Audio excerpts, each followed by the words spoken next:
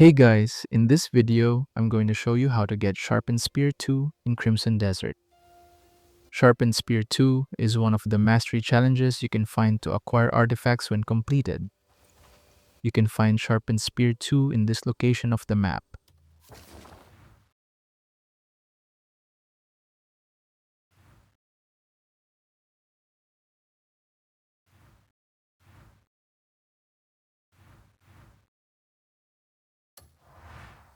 It is hidden inside this small red hut.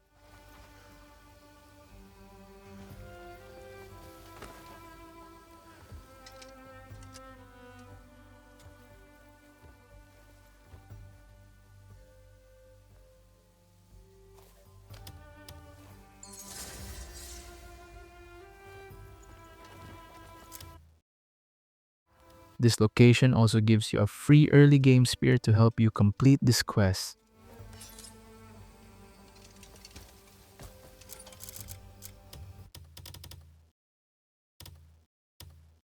Always try to complete these challenges to get artifacts for skill upgrades. And that is how to get Sharpened Spear II in Crimson Desert. Thank you so much for watching.